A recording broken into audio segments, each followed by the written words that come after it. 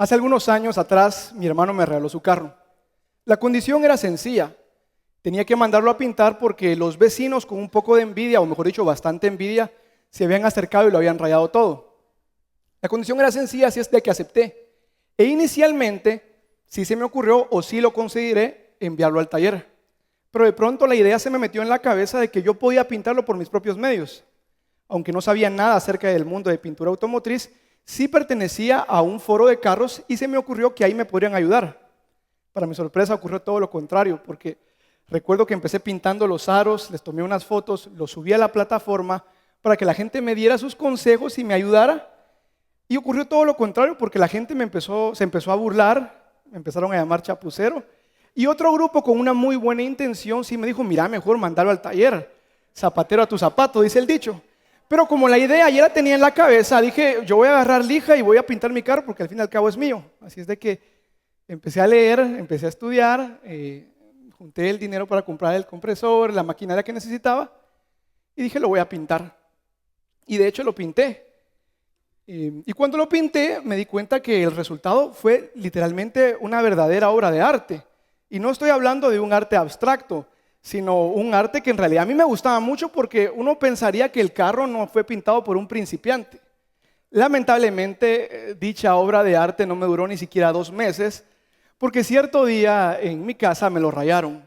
Un día la señora que nos ayudaba quiso sacar la basura y como el espacio que había entre la trompa del carro y el portón era tan reducido, pues a ella se le ocurrió levantar el bote, lo puso encima del capó, abrió la puerta. Yo cuando fui a ver eso, yo me enojé muchísimo porque una cosa es que le rayen a uno el carro fuera de la casa y otra cosa es que te lo rayen dentro de la casa. Mi papá me llamó por teléfono y me dijo, mira, tranquilo, venía a verlo y bueno, pues yo me recuerdo que fui a la ferretería, compré pasta de pulir y empecé a agarrar una toalla de mi mamá y empecé a darle duro para sacarlo y para mi sorpresa cuando yo vi el carro como había quedado, lo había dejado peor que la señora. Y todavía me enojé más y ahora conmigo mismo porque yo mismo había pues echado a perder esta obra de arte.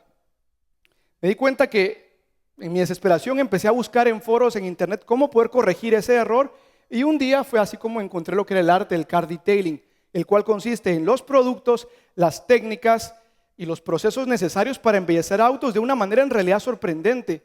Y fue curioso porque me pareció increíble lo que se hacía en Inglaterra. Era muchísimo más que pulir e ilustrar carros como se hacía de manera tradicional en Guatemala. Y de pronto tuve una idea y se me ocurrió que ese podría ser un negocio, aunque en el pasado sí había tenido dos proyectos fallidos y porque siempre encontraba mayores excusas que la determinación por querer hacer algo. Pero ahora sí era distinto porque ya me encontraba dentro de la industria y ya había pintado un carro. Sin embargo, seguía teniendo muchas excusas. La primera y la más obvia, tenía un pánico horrible por quemar la pintura de los carros. Ya había arruinado yo el mío. La segunda, la maquinaria y los productos no se vendían en Guatemala ni en toda Centroamérica. Tercero, no contaba con un lugar adecuado para realizar el trabajo. Y cuarto, lo que es más obvio, no tenía ni la más remota idea de cómo hacerlo. Fue entonces cuando comprendí, quizás de alguna manera inconsciente, que la única forma de traer esa imagen que yo había visto de lo que hacían en Inglaterra a Guatemala era a través de leer mucho, de practicar, de saber que me podía equivocar y que si lo hacía debería repetir todo el proceso hasta obtener resultados esperados o por lo menos aceptables. Me recuerdo que mientras me encontraba entre todo este proceso, algo más difícil empezaba a ocurrir dentro de mí. No estaba seguro de querer hacerlo porque hasta este entonces ya me había cambiado 2 veces de carrera universitaria y justo ahora me encontraba a mitad de la tercera carrera. Y de pronto me encontré lavando carros de gratis en el garage de mi casa sin recibir un solo centavo porque me di cuenta que nadie le paga a uno un solo centavo cuando no sabes hacer algo. Y entonces empezó a pasar lo peor porque me empecé a sabotear a mí mismo y mis propios prejuicios de alguna manera me empezaron a hacer pedazos por dentro. Yo no entendía lo que estaba haciendo y empecé a considerar qué pensarían mis amigos de lo que hacía y lo que era peor, qué iban a decir o qué iban a opinar mis compañeros de la universidad cuando les contara lo que estaba haciendo. Y no fue sorpresa porque al contárselos la gente se empezó a reír y a hacer chiste de lo que hacía.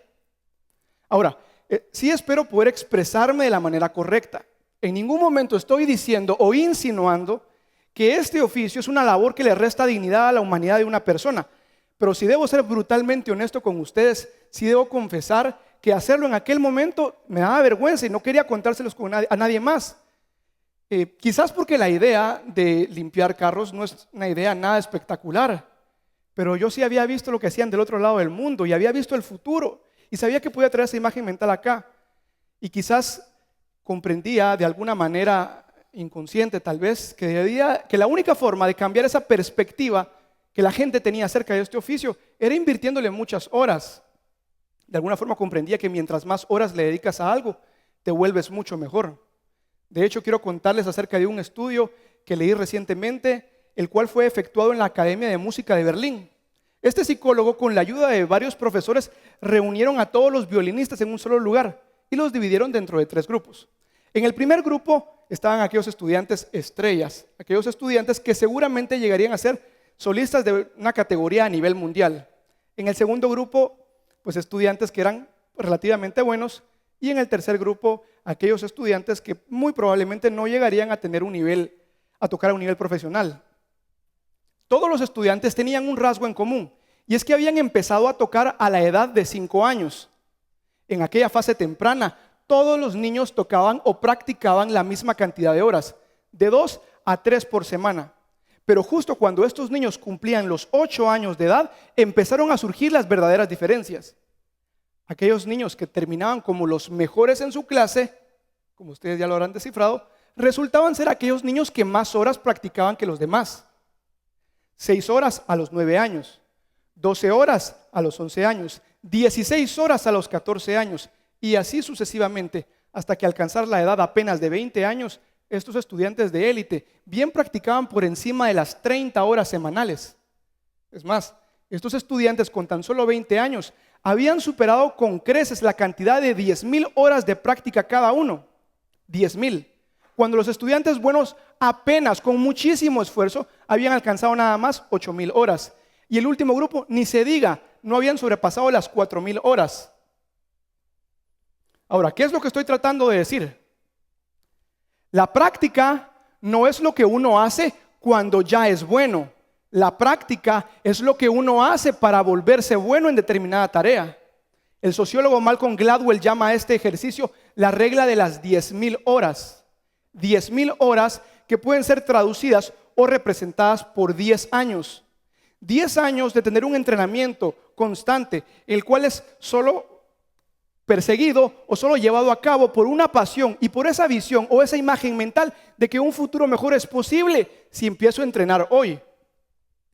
Ahora, no es suficiente hacer la misma actividad durante 10 años.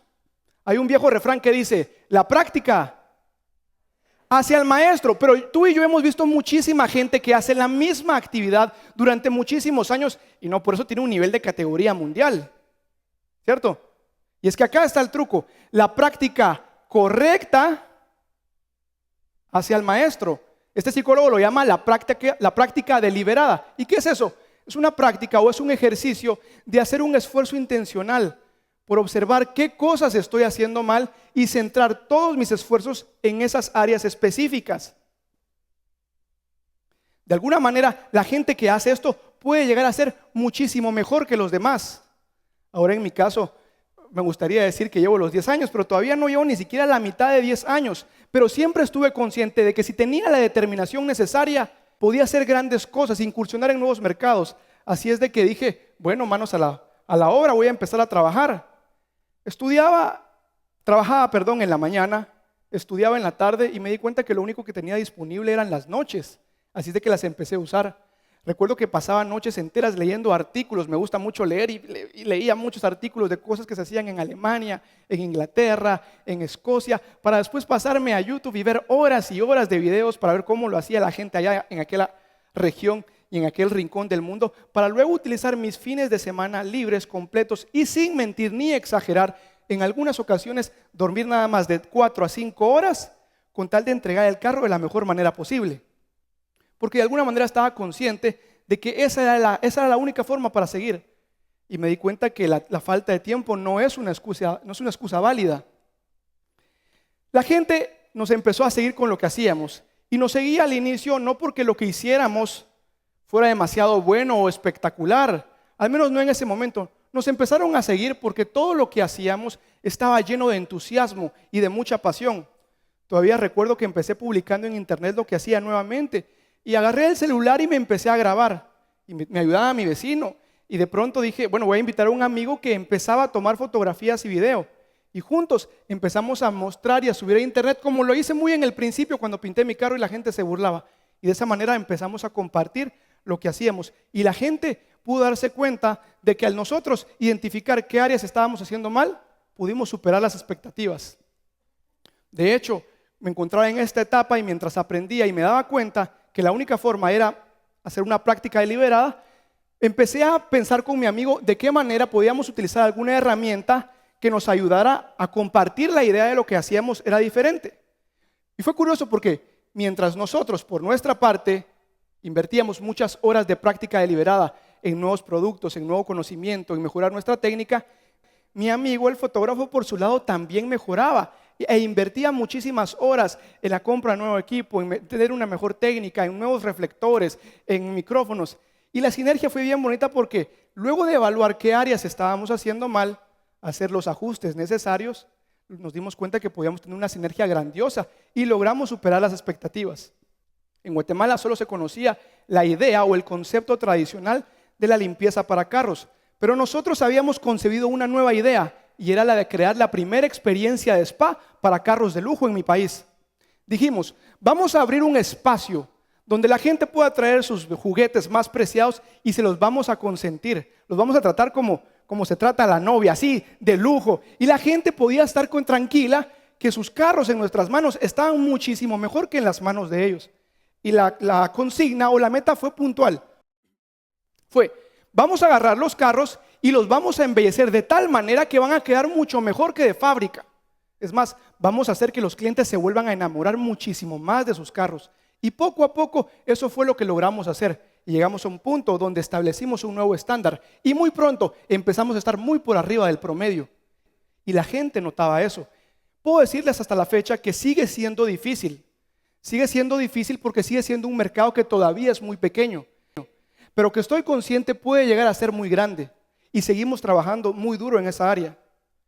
Me pareció curioso porque en los últimos 2 videos que grabamos, a mí se me ocurrió la idea que aunque eran videos sobre carros, yo quise dar un discurso inspiracional que invitara a la gente a dar el salto o a dar el paso, que los invitara a imaginar el futuro posible. Lo curioso fue lo que sucedió después porque eso no lo vi venir. Aquellos susurros que llegaban con fuerza de grito a mi mente empezaron a cesar a medida que nos volvíamos los mejores en lo que hacíamos y la gente se daba cuenta de eso y lo compartía con amigos y con familiares. Los videos se empezaron a propagar de tal manera que la gente empezaba a hablar, seguro porque iban cargados de muchísima pasión, de muchísimo entusiasmo, también porque eran de una muy buena calidad y seguramente porque había una gracia en medio de todo esto.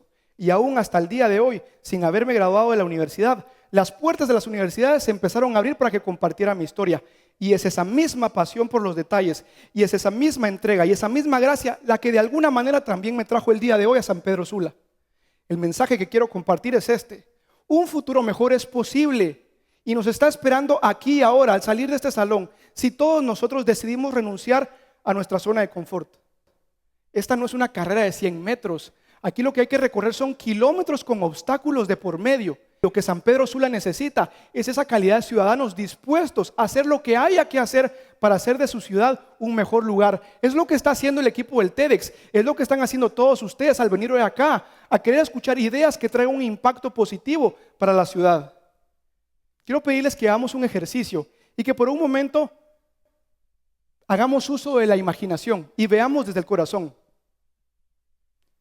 ¿Cómo sería San Pedro Sula dentro de 10 años? Si 500 personas, no 10,000, no 1,000, no 3,000, si 500 personas se comprometieran con hacer la mayor calidad y con la mejor pasión el trabajo que hacen, ¿cuáles serían los resultados de nuestras relaciones laborales, sentimentales o familiares si hiciéramos un esfuerzo puntual por mejorar en esas áreas específicas? ¿Cuáles serían los resultados si hacemos de este día un punto de inflexión y empezamos a cambiar las cosas que no nos gustan? Quiero que imagines las posibilidades de un futuro mejor. si nos atrevemos a hacer cosas distintas, a incursionar en nuevos mercados, poniendo todo nuestro empeño en ser los mejores? ¿Qué pasaría si dejamos ya de culpar al destino por la falta de talentos y dones espectaculares, por la familia en la que nací, por la ciudad en la que vivo, y empezamos a cambiar las cosas que no nos gustan hoy? 10 años parece mucho tiempo, pero un futuro mejor es posible para San Pedro Sula si se empieza a construir hoy. Venimos a esta tierra y nuestro mayor legado al bajar a la tumba debería ser ir con la convicción en el corazón que diste todo lo mejor de ti, que diste todo cuanto estuvo en tus manos para hacer de tu entorno un mejor lugar,